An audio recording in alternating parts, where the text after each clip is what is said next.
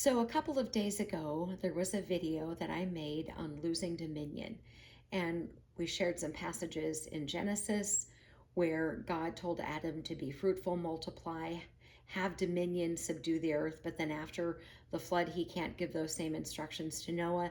And I had asked why, because Adam lost the dominion that God had given him. He lost it to Satan when sin entered the planet.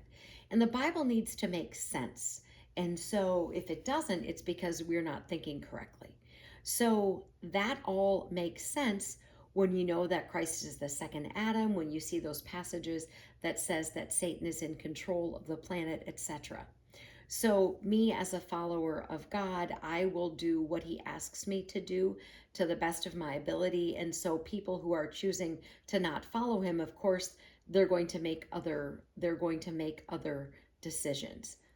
But this is sort of a continuation from that because it will help answer some questions that you may have.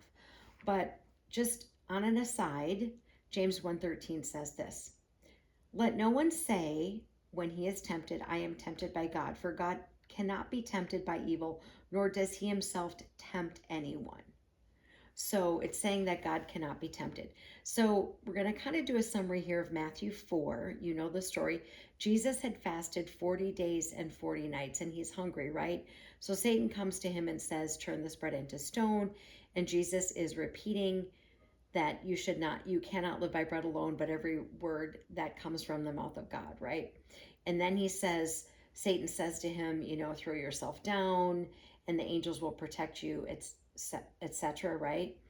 And then the one that I want to read here is beginning in Matthew 4, verse 8. Here's what it says.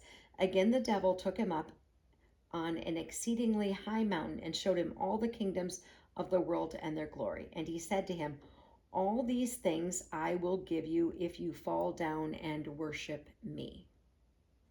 Now, how can the devil say to Jesus, I will give you this if you fall down and worship me? Because they were the devil's to do with what he wanted, and the devil was trying to entice Jesus by getting Jesus to worship him, by offering him the kingdoms of the world and their glory. Jesus says, after Satan does that, then Jesus said to him, away with you, Satan.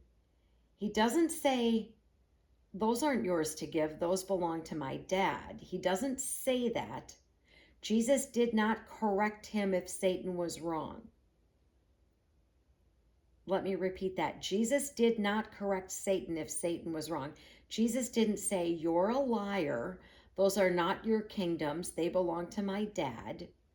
Jesus says, away with you, Satan, for it is written, you shall worship the Lord your God, and him only you shall serve.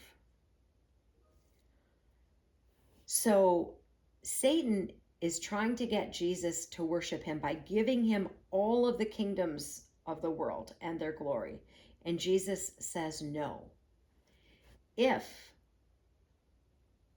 that wasn't true, Jesus let Satan get away with a lie. Do you think he really did that?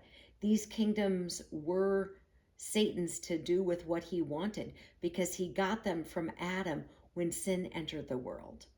Jesus did not correct him and say, those aren't yours, those belong to my dad. He said, away with you, Satan, for it is written, you shall worship the Lord your God, and him only you shall serve. That's Jesus's response. If Satan was lying, Jesus never corrected him. Those were Satan's to give because Adam lost dominion. And when you have understanding of this, it makes a lot more things make sense in the scriptures. If you have any questions, please comment below, or you can email me, messagewps@gmail.com. Armor up, we ride at dawn. May God bless you as always. Have a great day.